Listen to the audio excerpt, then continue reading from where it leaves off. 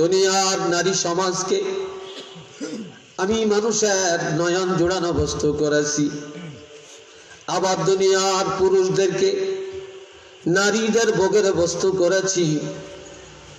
যখন নারী পুরুষ দুইজনের দাম্পত্য জীবন শুরু হয়, তখন তাদের প্রথম ইশতেহা, তাদের তামান্না, তাদের চিন্তা চেতনা, সেটা হলো তারা সন্তানের বাপ হবে, সন্তানের মা হবে।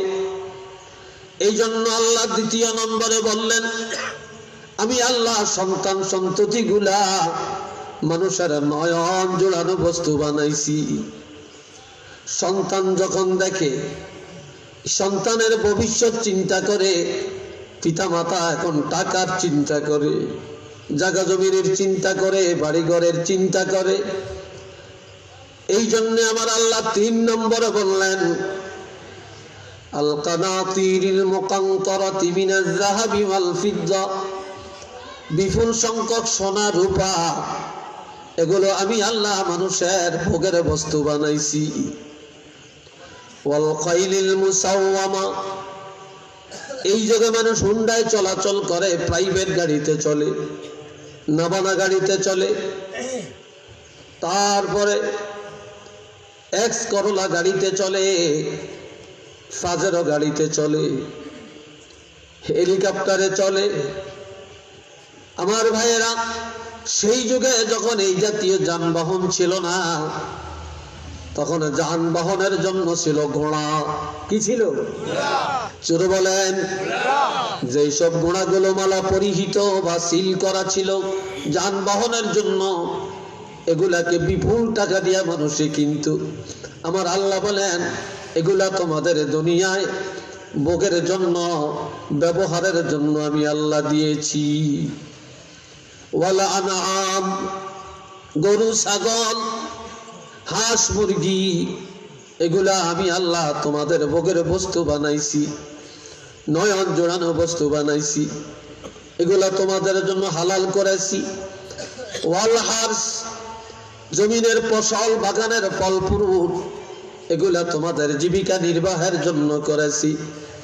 তারপরও তোমরা জেনে রাখবা, এই নারী সমাজ, এই সন্তান, এই সম্পদ, এই হীরা মণিমুক্তা সোনা রূপা, এই গরু ছাগল, এই পশু পাখি, এই ঘোড়া, এই বাগান বাড়ি, এই জমিনের ফসল, এই জমিনের ফল ফুল যত আছে, এগুলা যালিকা মাতাউল হায়াতিদ দুনিয়া। আল্লাহু আকবার বলেন না?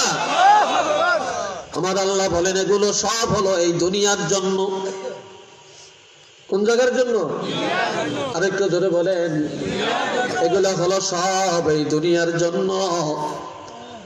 তবে আল্লাহু ইনদাহু হুসনুল মাআব, পরকালের নিয়ামত, পরকালের কল্যাণ যত আছে, সব ইমানদারের জন্য আল্লাহর হাতে রিজার্ভ রেখে দিয়েছেন।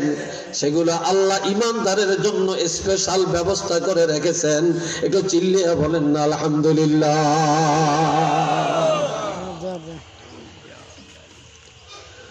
এই জন্য আমার আল্লাহ বলেন, ওয়াদাল্লাহুল্লাযীনা আমানু ওয়া আমিলুস সালিহাত, وعد الله الذين آمنوا وعملوا الصالحات لهم مغفرة وأجر عظيم। আমার আল্লাহ পাক বলেন, ইমানদার এবং নেককারদের সাথে আল্লাহ অঙ্গীকার করেছেন, আমার আল্লাহ ওয়াদা করেছেন যে আল্লাহ পাক ইমানদারদেরকে ক্ষমা করবেন। শুধু ক্ষমা করবেন না, আমার আল্লাহ ওয়াদা করেছেন ইমানদারগণকে আল্লাহ পাক মহা পুরস্কার দান করবেন। সেই মহা পুরস্কারটা হলো বেহেশত। যেরকম কি? চিল্লিয়া বলেন, সেই মহা পুরস্কারটা হলো বেহেশত। এই জন্য হাতে ধরি, পায়ে ধরি বাবা। সাহাবায়ে কেরাম একদিন এসে বললেন, ইয়া রাসূলুল্লাহ, মাতা সাআ, কিয়ামত কবে? নবী বলেন, কিয়ামত কবে এই কথা নিয়ে আসছো? কিয়ামত তো একদিন আসবে। তবে ওই কিয়ামতের জন্য তুমি কি প্রস্তুতি গ্রহণ করেছ? তুমি আমল তৈরি করো, প্রস্তুতি গ্রহণ করো। কিয়ামত কবে হবে এই কথা নিয়ে দৌড়াদৌড়ি করো না। এই প্রসঙ্গে জিবরিল আমিন এসে আমার নবীকে জানাইয়া দিলেন, ইন্নাস সাআতা আতিয়া। আরেক আয়াত আছে ইন্নাস সাআতা লাআতিয়া। এখানে লাম তাকিদ দিয়া বলছেন অবশ্যই তোমাদের কাছে কিয়ামত এসে যাবে। আকাদু উখফিহা, তবে এটা আমি আল্লাহ কাউকে জানাতে চাই না। এই কিয়ামত এটা আমি আল্লাহর কাছে গোপন। আমার কাছে কি? আমি আল্লাহ আমার কাছে গোপন রেখে দিতে চাই। কেন? যে লিতুজা পুরস্কার দেওয়া হবে বা বিনিময় দেওয়ার জন্য কুল্লু নাফসিম বিমা তাসআ। এই দুনিয়াতে যে যা আমল করে, যে যা কামাই করে, প্রত্যেকটা মানুষকে সেদিন তার কাজের বিনিময় দেওয়া হবে, পুরস্কার দেওয়া হবে, প্রতিদান দেওয়া হবে। ভালো করলে ভালো, মন্দ করলে মন্দ। সেদিন প্রত্যেকটা মানুষকে তার আমলের বিনিময় দেওয়া হবে। যেদিন পুরস্কার দেওয়া হবে সেই দিন আমার আল্লাহর কাছে গোপন। একটু চিল্লিয়ে বলেন না সুবহানাল্লাহ। তবে আমার নবী কিছু ইঙ্গিত দিয়ে গেছেন। কিয়ামত মুহররম মাসে হবে, 10 তারিখে হবে, আসরের সময় হবে। কথা বুঝে আসছে কিনা? এরকম কিছু ইঙ্গিত দিয়া গেছে। এবং কিয়ামত আসার আগে আরো কতগুলি আলামত দেখা দিবে। সে আলামতগুলি আমার নবী এই পৃথিবীর জমিনে আমাদের কাছে ব্যক্ত করে গেছেন। কিন্তু কোন মুহররম মাসে, কোন সালের কোন শতাব্দী, এরকম নাম লিস্টি করে নির্দিষ্ট করে আমার আল্লাহ কাউকে জানিয়ে দেন না। এটা জানেন একমাত্র আমার আল্লাহ। এটা চিল্লিয়ে বলেন না সুবহানাল্লাহ। রে ভাইরা আমার, বলেন এবার আখিরাত বড় না ছোট? আরো জোরে বলেন। আখিরাত উত্তম না অনুত্তম? আরেকটু জোরে বলেন। আল্লাহ পাক আল্লাহর হাবিবকে পর্যন্ত বললেন, ওয়ালাল আখিরাতু খায়রুল লাকা মিনাল উলা। হাবিব, আপনার জন্য দুনিয়ার জিন্দেগি থেকে আখিরাতের জিন্দেগি হবে অতি উত্তম। দুনিয়ার থেকে আখিরাত ভালো, আখিরাত অতি উত্তম। ওয়ালাল আখিরাতু খায়রুল লাকা মিনাল উলা। সবাই বলেন আলহামদুলিল্লাহ।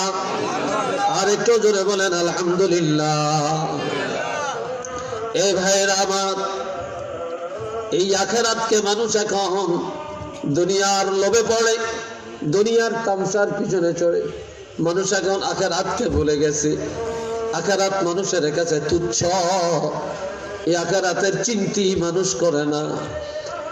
আমার নবী বলেন, قال رسول الله صلى الله عليه وسلم أنا سيد ولد آدم يوم القيامة وأنا أول من ينشق عنه القبر وأنا أول شافع وأنا أول مشفع وفي رواية للبخاري اشفع تشفع أو كما قال عليه الصلاة والسلام। উচ্চ আওয়াজে বলেন আলহামদুলিল্লাহ। বাহিরের গুলো, বাহিরের মাইক গুলো, হ্যাঁ ঠিক আছে। আল্লাহ দুরূদ শরীফ পড়েন, সাল্লাল্লাহু আলা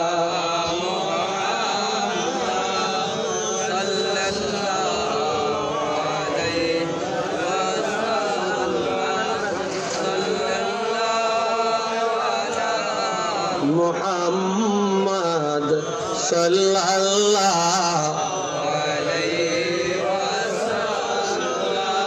জোরে জোরে সাল্লাল্লাহু আলা মুহাম্মদ সাল্লাল্লাহু আলাইহি ওয়াসাল্লাম। সাল্লাল্লাহু আলা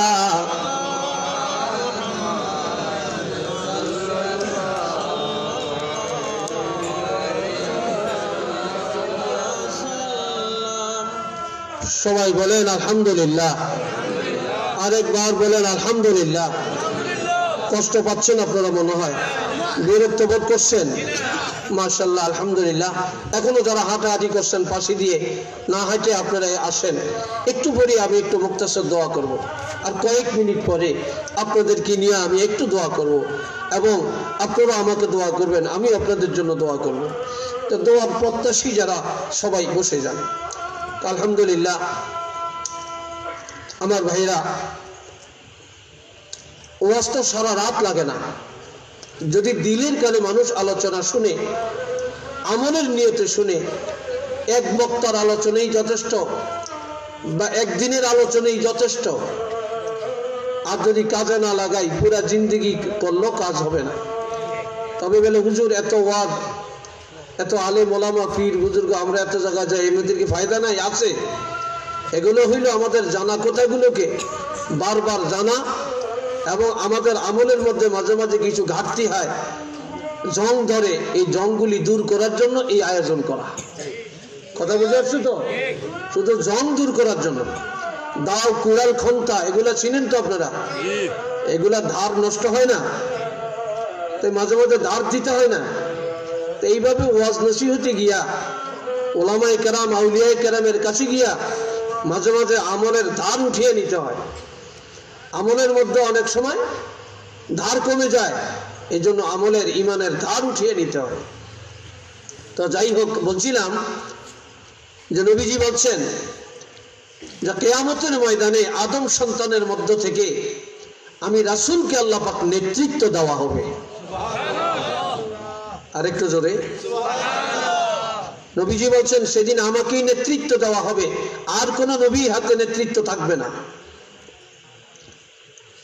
সেদিন কিয়ামতের ময়দানে সর্বপ্রথম আমার রওজা পাকের মাটি মোবারক দুই দিকে চলে যাবে, আমাকেই প্রথম উঠানো হবে। আমার দ্বারা ময়দানে হাসর উদ্বোধন করা হবে। হাসর উদ্বোধন করা হবে আমার নবীর দ্বারা। এই জন্য নবীর এক নাম হলো হাসের। নবী বলেন ওয়ানা আউয়ালু শাফিঈন, সেদিন আমি হব প্রথম সুপারিশকারী। ওয়ানা আউয়ালু মুশাফফাঈন, সেদিন আমি রাসূলের পাকের সুপারিশ সর্বপ্রথম আমার আল্লাহর দরবারে গ্রহণ করা হবে। নবীজি আরো বলেন কিয়ামতের ময়দানে মুসিবতের দিনে আল্লাহ পাক আমাকে আল্লাহর কোলের মধ্যে উঠাইয়া নিবে। একটু মারহাবা কোন না? নবীরে আল্লাহ কোলে উঠিয়ে নিবে। ছোট বাচ্চারা যখন কান্দে, মা, দাদু, নানু এরা কোলে নিয়ে সান্ত্বনা দেয়, বিস্কুট দেয়, ফুল দেয়, চকলেট দেয়, কান্না থেমে যায়। ঠিক না? কিয়ামতের ময়দানে যখন আমার নবী দৌড়াদৌড়ি করবে, উম্মতের জন্য পেরেশান হয়ে যাবে। আমার প্রাণের নবীর পেরেশানি দেখে, কান্না কেটে দেখে আল্লাহ পাক এসে নবীকে আল্লাহর কুদরতি কোলের মধ্যে উঠাইয়া নিবে। আল্লাহ কোলের মধ্যে উঠায়া বলবে ইশফা, হাবিব আপনি সুপারিশ করেন। কার জন্য সুপারিশ করবেন করেন, তবে তুশাফা, আমি আল্লাহর কোলের মধ্যে আপনার সুপারিশ গ্রহণ করা হবে।